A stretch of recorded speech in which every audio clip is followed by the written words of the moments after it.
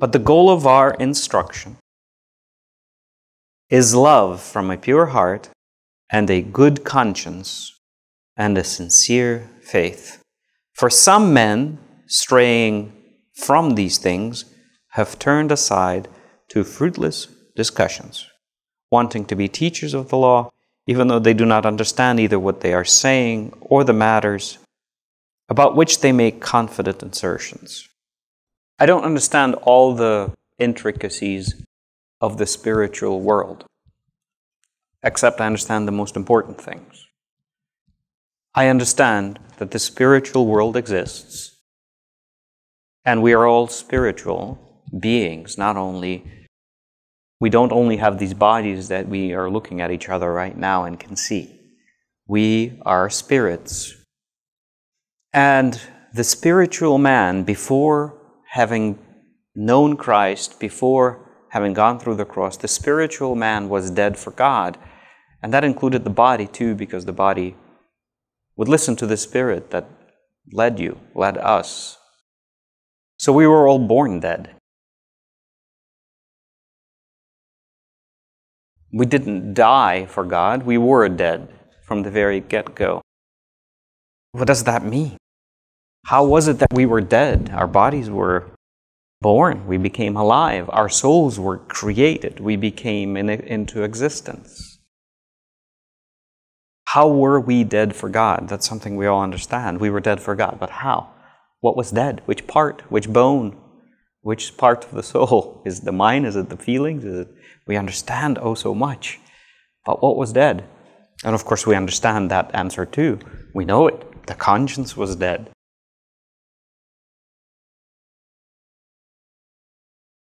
It was dead. And all the works that came out of the conscience were dead for God. Before we were just born from the flesh. And then we were born again, not from the flesh though, but from the Spirit. So it's not really again, it's born from scratch, from new. What was born? And of course we know the answer to that. Christ was born in us, in our conscience. We know that too. We understand that He's the Word. And then before the cross, that Word did not live in us. And after the cross, it lives in us. The Word appeared inside of us, which was never inside, it was always outside before. With that we understand. How do you understand and how do we explain death and life? Once we understand what that is, we will clearly understand what died and what didn't. And the same members that exist, that have blood flowing through it, can be dead for something and alive for something else. The same heart that pumps blood can be alive and dead. And the same thing with your soul. The feelings that you have, you could be completely cold towards some things, in other words, dead to it, and alive towards something else. Just like we were alive with feelings and thoughts and desires and emotions towards lusts, and dead for God. After being born, we have completely no pulse towards those things, and alive for God.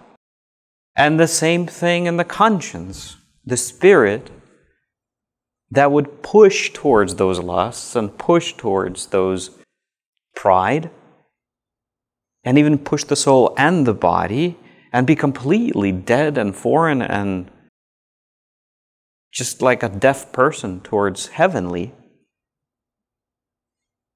That conscience becomes alive for the heavenly word, and completely cold and dead and lack of any desires and lack of any push towards earthly.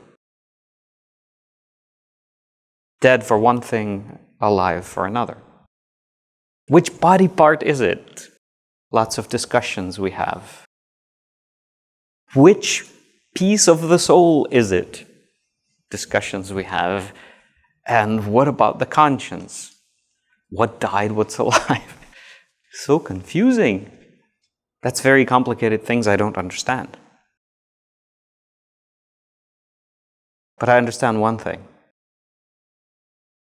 Love.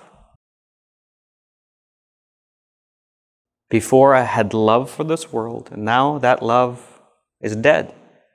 And now I have love for God. Love for this world died, and a new love in me was born for God. Which part of the soul had love for this world and was dead for God, didn't even listen, didn't even hear, as if God didn't even exist? The entire being was dead because it had no love, it had no word in it that told it about heavenly things. The word was only pushing towards the earthly things. But I was alive for this world. My entire being was alive for this world. And dead for God.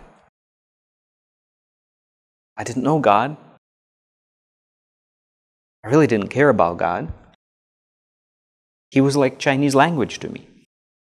That's what happened in the Garden of Eden.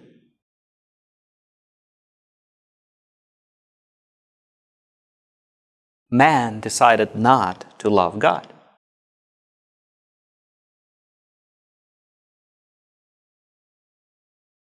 Only a few individuals were then chosen to keep up humanity alive until Christ, while most of humanity was dead for God. How were they dead for God?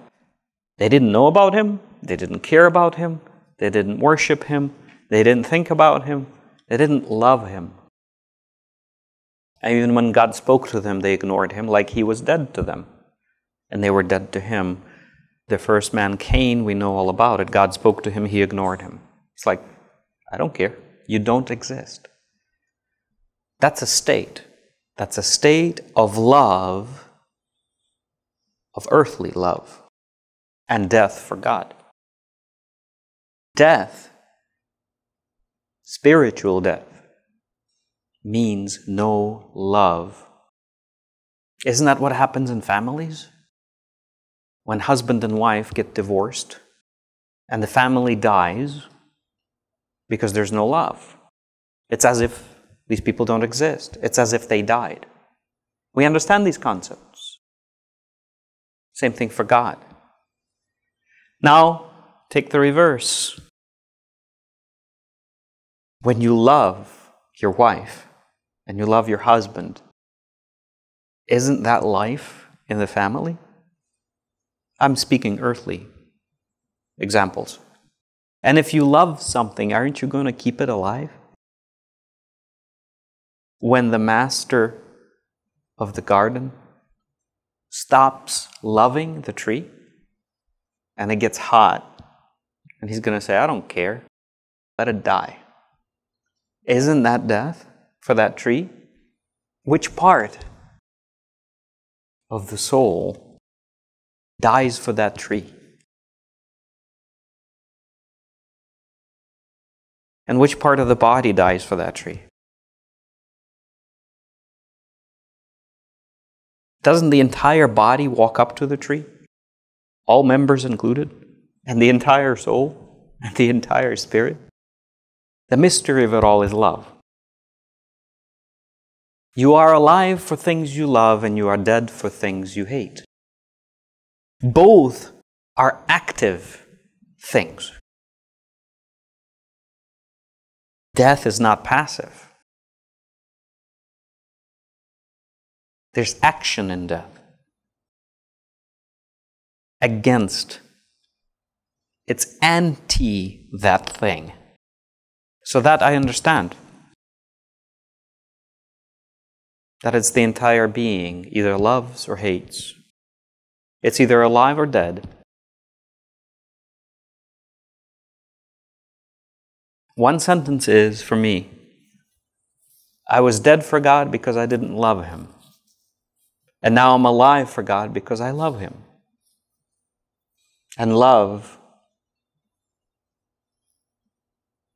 is expressed in everything I have, all my members, everything. And death also is expressed through all the members.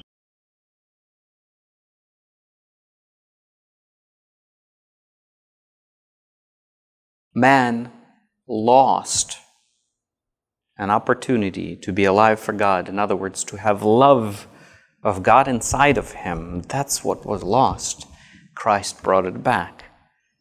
That the love of God himself can be in the conscience. That was never before. That was never ever before. That is life. Where the source, the Spirit inside, loves God and hates everything that's not God. That's what's born. That love was born.